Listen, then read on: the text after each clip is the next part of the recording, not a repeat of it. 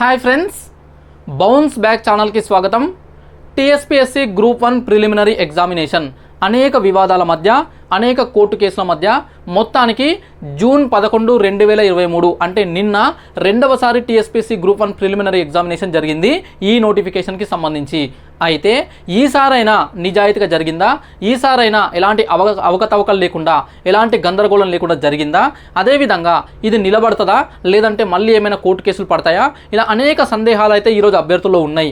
అయితే వాటికి సంబంధించి కొంత అనాలిసిస్ చేసి కొంత పరిస్థితులు తెలుసుకొని ఒక వీడియో ద్వారా ప్రత్యేకంగా చెప్పే ప్రయత్నం చేస్తా. ప్రస్తుతానికైతే నిన్న జరిగినటువంటి ఈ ఎగ్జామ్ పేపర్ ఎలా ఉంది, 2022లో అక్టోబర్ 16న జరిగిన పేపరు, నిన్న జరిగినటువంటి ఈ క్వశ్చన్ పేపరు, ఈ రెండింటి మధ్యలో కంపారిజన్ అంటే అప్పటికిప్పటికి స్థాయి పెరిగిందా, స్టాండర్డ్ పెరిగిందా, తగ్గిందా, మరి కట్ ఆఫ్ మార్కులు పెరుగుతాయా తగ్గుతాయా, ముఖ్యంగా ఈ వీడియోలో ఏ కట్ ఆఫ్ ఉండబోతుంది, ఎక్స్పెక్టెడ్ కట్ ఆఫ్, నిన్న నుంచి నాకు మెసేజ్లు వస్తున్నాయి, సార్ ఇన్ని మార్కులు వస్తున్నాయి, అన్ని మార్కులు వస్తున్నాయి, కట్ ఆఫ్ ఎంత ఉంటుంది అని చెప్పేసి.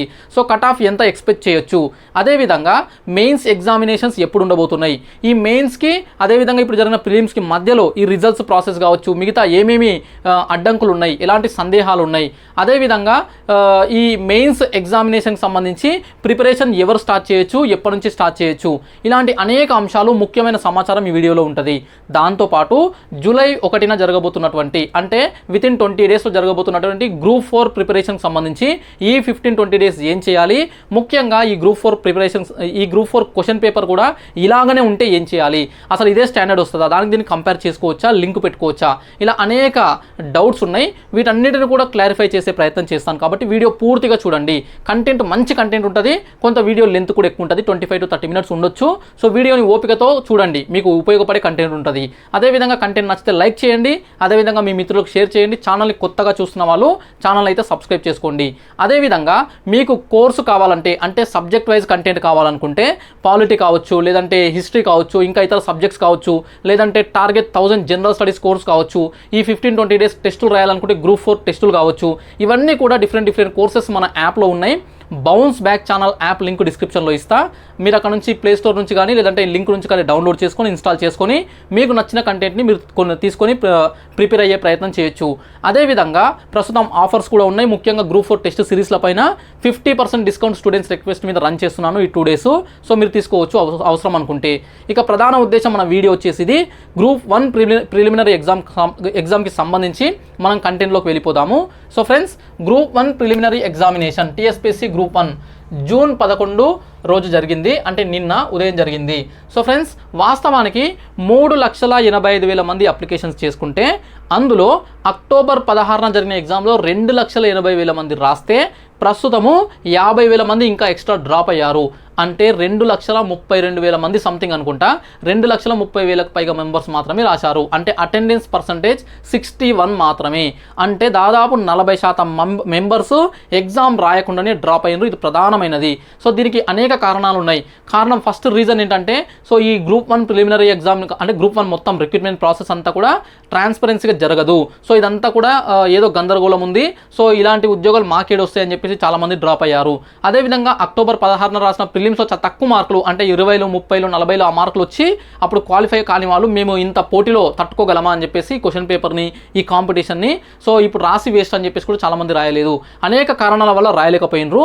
అయితే సో ప్రస్తుతం అయితే 2,30,000 మంది లైవ్గా ఉన్నారు. అంటే మెయిన్స్కి రెడీగా ఉన్నారు. రెడీగా మీన్స్ వాళ్ళలో నుంచి 25,000 మంది సెలెక్ట్ అవుతారు. ఇది ప్రధానమైనటువంటి మార్పు మనం గమనించవచ్చు. అదేవిధంగా సో అక్టోబర్ 16న జరిగిన ఎగ్జాము, మరి జూన్ 11న జరిగిన ఎగ్జామ్, అంటే అక్టోబర్ అంటే నవంబర్, డిసెంబర్, జనవరి, ఫిబ్రవరి, మార్చ్, ఏప్రిల్, మే, అంటే 7 మంత్స్, 7 నెలల తర్వాత మళ్ళీ జరిగినటువంటి ఎగ్జామ్.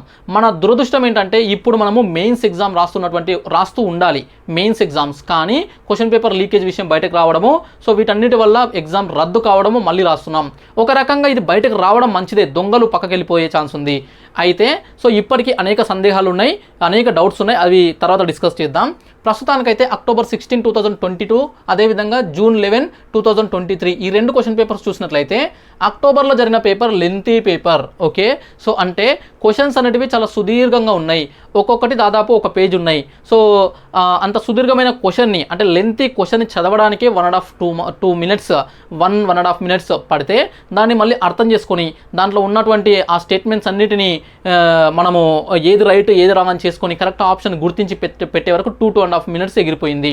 అలా చాలా కారణాల వల్ల అది లెంతీ పేపర్ అని చెప్పేసి మనం అనొచ్చు. మరి ఇప్పటి పేపర్ ఏంటి అని అంటే difficult paper. Okay, so difference ఉంది. చాలామంది అక్టోబర్ 16న పేపర్ చూడగానే చాలా కఠినంగా వచ్చింది డిఫికల్ట్ పేపర్ అన్నారు.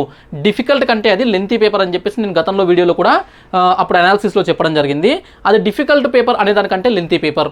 బట్ నిజంగా డిఫికల్ట్ పేపర్ ఇప్పుడు వచ్చింది. అంటే ఎక్కువ శాతం క్వశ్చన్స్ ఆన్సర్ చేయడానికి అవకాశం లేకుండా ఎంత ప్రిపరేషన్ చేసినా కూడా ఎంత ఎక్స్పీరియన్స్ ఉన్నా కూడా కాంపిటేటివ్ ఎగ్జామ్స్లో కొన్ని క్వశ్చన్స్ మనం ఎక్కడ చూడనివి, ఎక్కడ ఎక్స్పెక్ట్ చేయనివి, అంటే ఈ టైప్ అడుగుతారు అని చెప్పేసి ఎక్స్పెక్ట్ చేయనివి అలాంటి క్వశ్చన్స్ కొన్ని ఎక్స్పెక్ట్ చేయనంత ఫ్యాక్చువల్గా కొన్ని కాన్సెప్ట్ ఓరియంటెడ్గా రకరకాలుగా మిక్స్ చేసి క్వశ్చన్ పేపర్ని అయితే ఇవ్వడం జరిగింది. సో అందుకే ఇది డిఫికల్ట్ పేపర్ అనొచ్చు. ఇది ప్రధానమైన డిఫరెన్స్. రెండవది ఎందుకు ఇట్లా అంటున్నామనంటే అప్పుడు వచ్చినటువంటి పేపర్లో అంటే 2022 అక్టోబర్ 16 పేపర్లో చాలా క్వశ్చన్స్ 4 to 5 స్టేట్మెంట్స్ ఉన్నాయి. అంటే కింది వాటిని పరిశీలించుము అని చెప్పేసి ABCDE ఇలా 5 స్టేట్మెంట్స్ ఇచ్చిన క్వశ్చన్స్, 4 స్టేట్మెంట్స్ ఇచ్చిన క్వశ్చన్స్ 60 దాకా ఉన్నాయి. సో ఆ విధంగా ఉన్నాయి. 1-2-3 స్టేట్మెంట్స్ ఉన్న క్వశ్చన్స్ తక్కువ ఉన్నాయి. కొన్ని క్వశ్చన్స్ 6 స్టేట్మెంట్స్ కూడా ఇవ్వడం జరిగింది. అంటే క్వశ్చన్ లెంత్ పెరిగింది. ఆ విధంగా 4-5 స్టేట్మెంట్స్ ఉన్న క్వశ్చన్స్ అప్పుడు ఎక్కువ ఉంటే ఇప్పుడు వచ్చే వరకు 2 లేదా 3 స్టేట్మెంట్స్ ఉన్నాయి. అంటే AB కానీ ABC కానీ ఈ విధంగా ఉన్నటువంటి క్వశ్చన్స్ అవసరమైతే 4 స్టేట్మెంట్స్ ABCD 2, 3, 4 వరకే పరిమితమైనవి. 5 స్టేట్మెంట్స్ 6 స్టేట్మెంట్స్ ఉన్న క్వశ్చన్స్ వరకు వెళ్ళలేదు. అంటే కొంత లెంత్ తగ్గింది. కానీ ఎలిమినేషన్ చేసి ఆన్సర్ చేసే అవకాశం చాలా తగ్గింది అప్పటికంటే.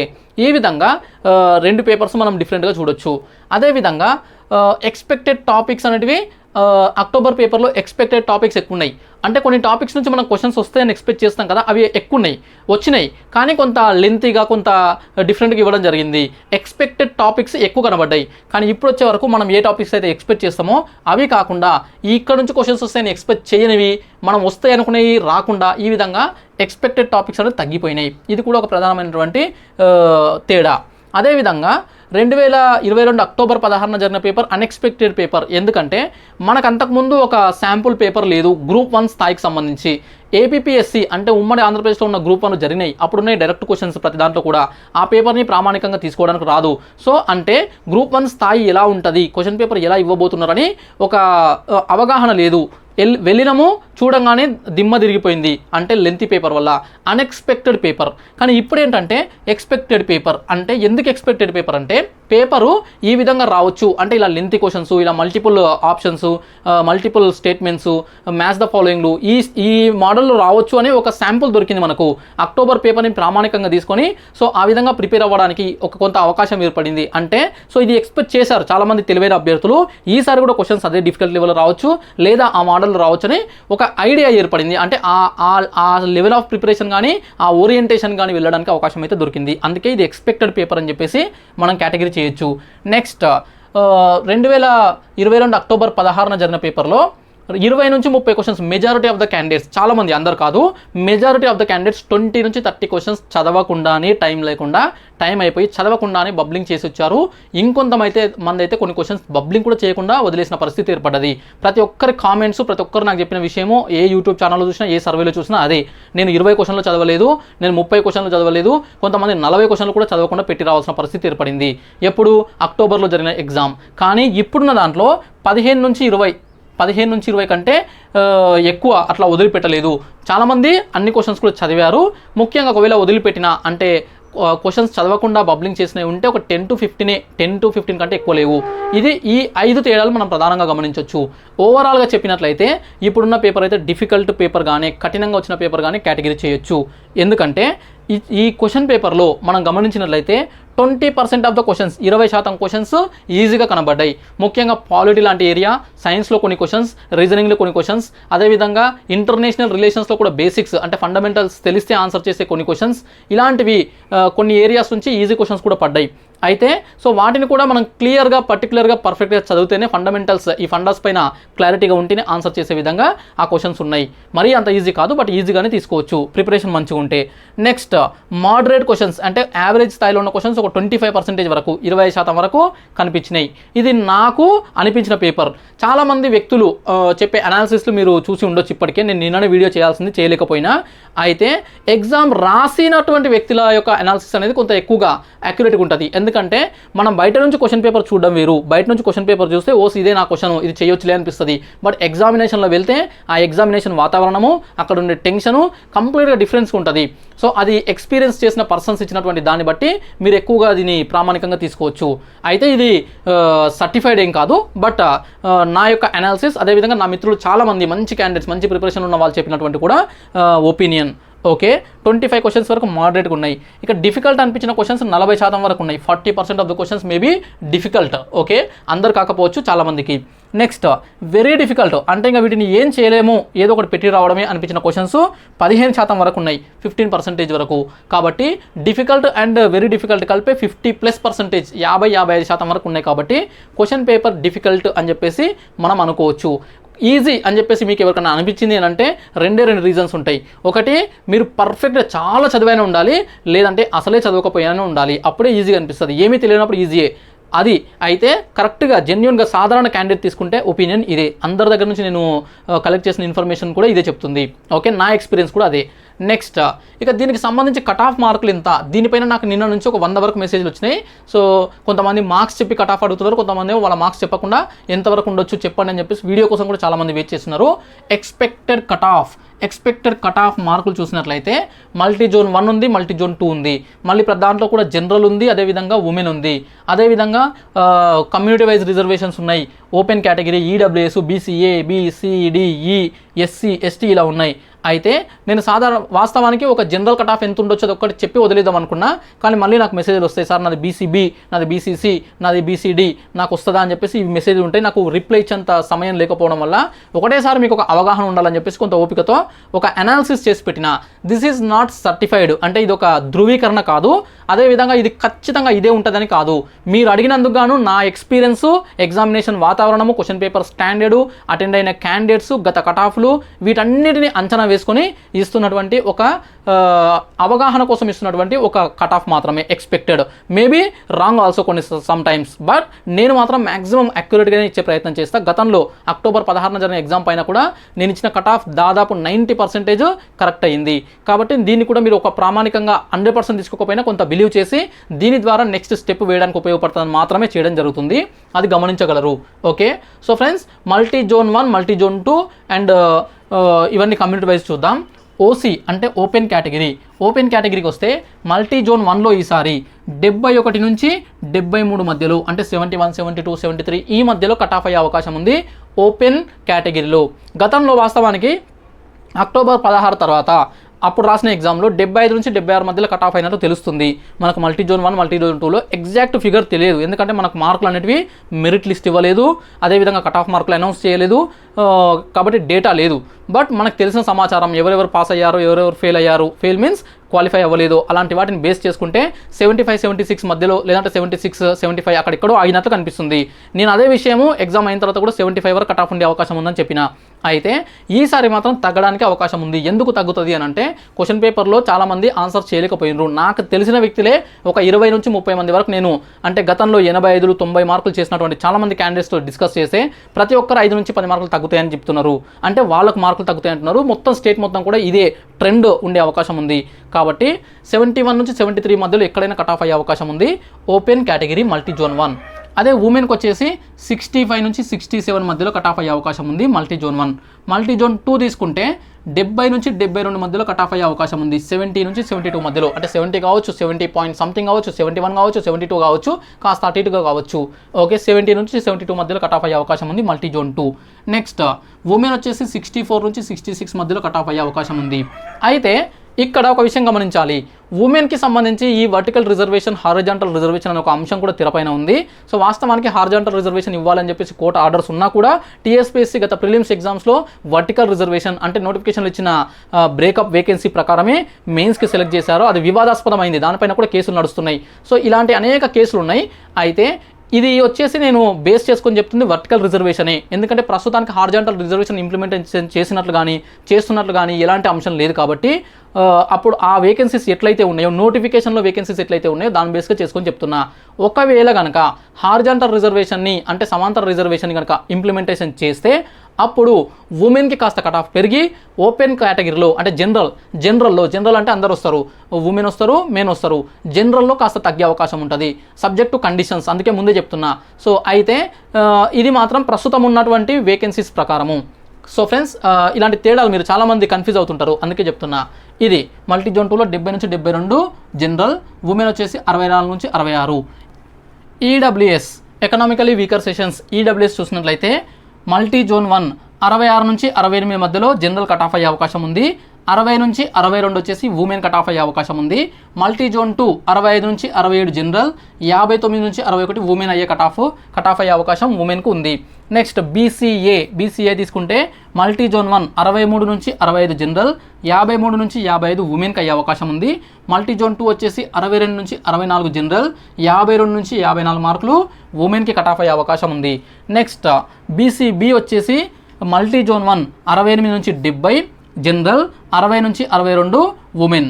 మల్టీ జోన్ 2 67 నుంచి 69 జనరల్, 59 నుంచి 61 ఉమెన్కి అయ్యే అవకాశం ఉంది.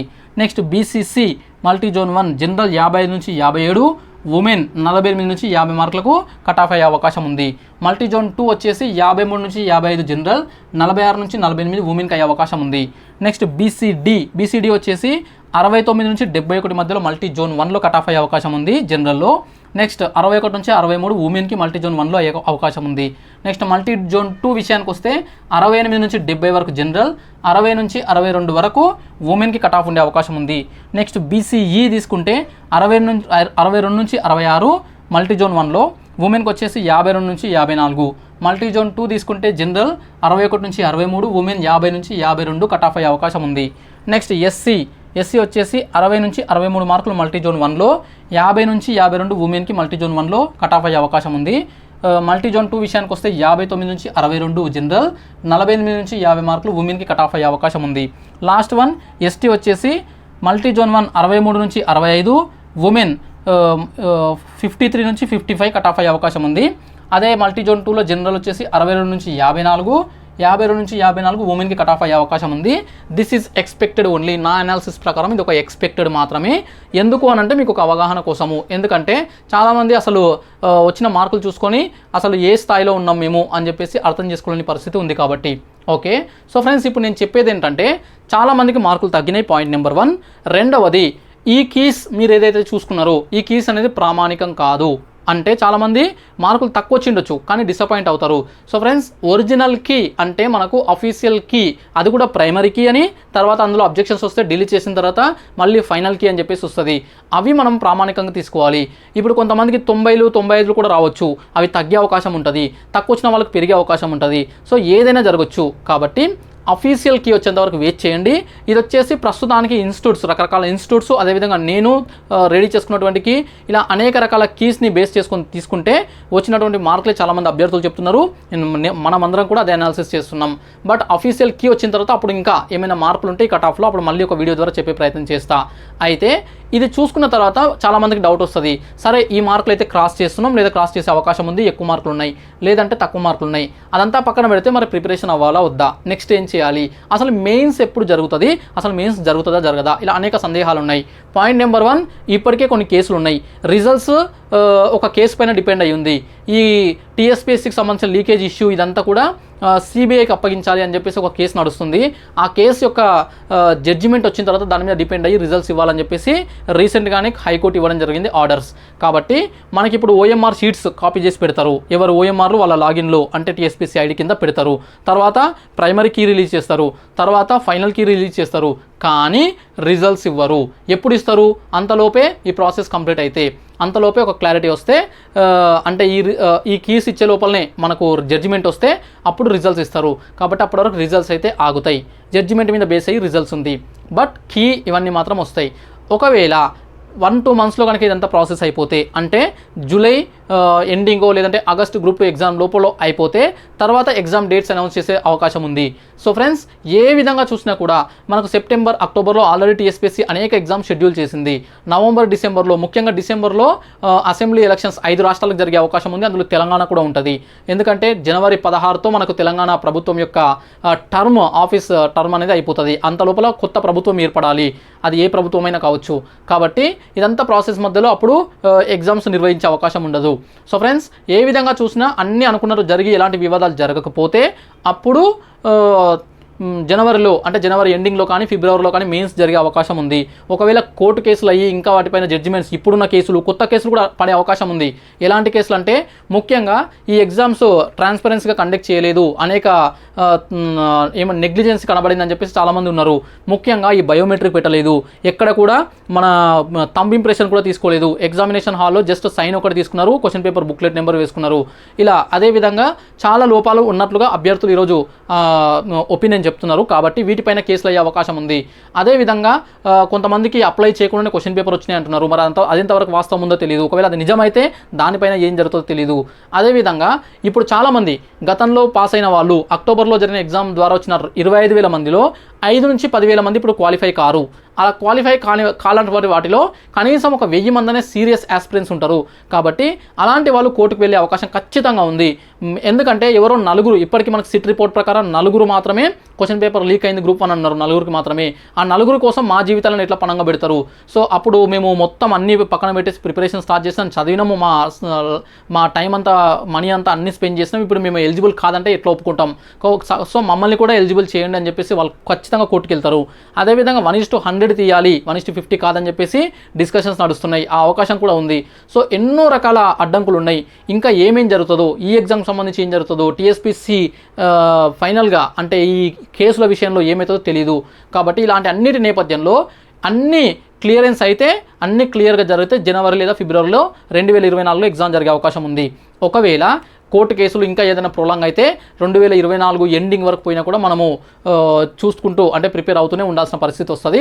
ఇది ఎందుకనంటే మెంటల్గా మీరు ఒక క్లారిటీ రావాలని చెప్పేసి చెప్తున్నా. మరి అభ్యర్థులు ఏం చేయాలంటే ఇప్పుడు ప్రస్తుతం ఉన్నటువంటి టైంలో నెక్స్ట్ ఉన్న ఎగ్జామ్స్ పైన ఫోకస్ చేయండి. అది గ్రూప్ 4 కావచ్చు, గ్రూప్ 3 కావచ్చు, గ్రూప్ 2 కావచ్చు, అదేవిధంగా జేఎల్, డిఎల్ లాంటి ఎగ్జామ్స్ కావచ్చు, ఇంకా ఏ ఎగ్జామ్ అయినా కావచ్చు. నెక్స్ట్ రెండవది, ప్రతిరోజు మీరు కనుక ఈ మార్క్స్ ఇవి దాటినము, మేము ఖచ్చితంగా పాస్ అవుతామనే కాన్ఫిడెన్స్లో ఉన్నవాళ్ళు, లేదంటే బార్డర్లో ఉంది అనుకున్న వాళ్ళు ప్రతి ఒక్కరు కూడా డైలీ 1 or 2 hours స్పెండ్ చేసి ఒక 3-4 ఆన్సర్స్, మోడల్ ఆన్సర్స్ ప్రాక్టీస్ చేయండి. ఆల్రెడీ రెడీ చేసినాయన్న ప్రాక్టీస్ చేయండి, కొత్తగా మీరైనా రెడీ చేసుకోండి, టెస్ట్ సిరీస్లో అయినా రాయండి. ఏదో ఒక రకంగా గ్రూప్ 1 మెయిన్స్తో టచ్లో ఉండండి, కంప్లీట్గా పక్కన పెట్టకుండా. ఓకే, సో ఈ విధంగా వెళ్తే మనం ఏదో ఒక రోజు ఎగ్జామ్స్ అయితే జరుగుతుంది, ఈ రోజు కాకపోతే రేపు. బట్ ఎప్పుడు జరిగినా మెయిన్స్లో మంచి పర్ఫార్మెన్స్ ఇస్తేనే మనకు ఆ సర్వీస్ వస్తుంది గ్రూప్ 1. కాబట్టి సో ఫ్రెండ్స్, అనేక సందేహాలు ఉన్నాయి, అనేక వివాదాలు ఉన్నాయి, డిసప్పాయింట్మెంట్ మరీ ఎక్కువగా ఉంది, అలాంటి సిచ్యువేషన్ క్రియేట్ అయింది. బట్ మనం చేయాల్సింది continue the preparation. Okay, get ready for the mains, group 1 mains. ఇది ఇక గ్రూప్ 4 విషయానికి వస్తే, ఈ క్వశ్చన్ పేపర్ చూసి నాకు భయపడి చాలామంది, సార్ ఈ క్వశ్చన్ పేపర్ ఇట్లనే వస్తే మేము పోటీలో ఉంటామా, అసలు మా వల్ల అవుతుందా అసలు అని చెప్పేసి చాలామంది భయపడుతున్నారు. సో ఫ్రెండ్స్, ఏ క్వశ్చన్ పేపర్ని ఇంకో క్వశ్చన్ పేపర్తో కంపేర్ చేయొద్దు. అలా అంటే రీసెంట్గా జరిగినటువంటి ఏడబ్ల్యూ ఎగ్జామ్ కావచ్చు, రీసెంట్గా జరిగిన అనేక ఎగ్జామ్స్ మీలో జరిగినాయి కదా ఆన్లైన్ మెథడ్లో, చాలా ఎగ్జామ్స్ క్వశ్చన్ పేపర్స్ చాలా బేసిక్స్, వెరీ ఈజీ క్వశ్చన్స్ కూడా కనబడ్డాయి. చాలా వరకు 90% క్వశ్చన్స్ ఈజీగా ఉన్నాయి. మరి అంతలోనే జరిగిన గ్రూప్ 1 పేపర్ వచ్చేసి డిఫికల్ట్గా ఉంది. సో ఎగ్జామ్ని బట్టి పేపర్స్ మారుతుంటాయి. గ్రూప్ 4 పేపర్ నా అంచనా ప్రకారము యావరేజ్గా ఉండే అవకాశం ఉంది. అటు ఈజీగా కాదు, అటు డిఫికల్ట్గా కాదు, యావరేజ్గా ఉండే అవకాశం ఉంది. బేసిక్ లెవెల్ క్వశ్చన్స్, అదేవిధంగా మోడరేట్ లెవెల్ క్వశ్చన్స్ చేస్తే ఖచ్చితంగా సర్వీస్ అంటే జాబ్ వచ్చే అవకాశం ఉంది. వెరీ డిఫికల్ట్ క్వశ్చన్స్ చాలా తక్కువగా అంటే ఉంటాయి, అవి కూడా కొంత తక్కువగా ఉండే అవకాశం నాకైతే అనిపిస్తుంది, నా ఎక్స్పెక్టేషన్స్. అదేవిధంగా ఇప్పటివరకు చదివింది ఏదైతే ఉందో దాన్ని పర్ఫెక్ట్గా ఉందా లేదా చెక్ చేసుకోండి. ఇక మీద ఈ 15-20 డేస్లో కొత్తగా చదవాలనుకుంటే 1 లేదా 2 సబ్జెక్ట్స్ లేదా 2-3 సబ్జెక్ట్స్ చదువుకోండి, లేదంటే పాతని రివిజన్ చేసుకోండి. అంతా చదవాలని ఎప్పుడు అనుకోవద్దు, ఎందుకంటే 4-5 ఏళ్ళ ప్రిపరేషన్ చేస్తే తప్ప మొత్తం సబ్జెక్ట్ పైన ఒక గ్రిప్ అనేది రాదు. మనం ఏం చేస్తున్నాం, ఈ 5-6 months నుంచే చాలామంది majority of the candidates group 4కి ప్రిపేర్ అవుతున్నారు. ఈ టైంలో చదివింది ఏదో పర్ఫెక్ట్ ఉండాలి. మీరు గ్రూప్ 1 ప్రిలిమ్స్ ఎగ్జామ్ పేపర్ చూస్తే కూడా చాలా క్వశ్చన్స్ మనము సగం నాలెడ్జ్తో పోతే చేయలేం.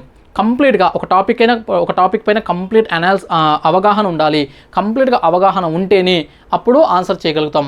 అదేవిధంగా కొంత లాజిక్ అప్లై చేయాలి, కొంత ఏమంటారు ఎక్స్పీరియన్స్ కూడా ఉండాలి.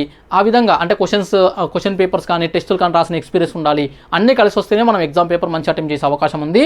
గ్రూప్ 4 పేపర్ అనేది ఇదే స్టాండర్డ్లో ఉండే అవకాశం లేదు, కొంత తగ్గే అవకాశం ఉంది. యావరేజ్ పేపర్ వచ్చే అవకాశం ఉంది, భయపడద్దు.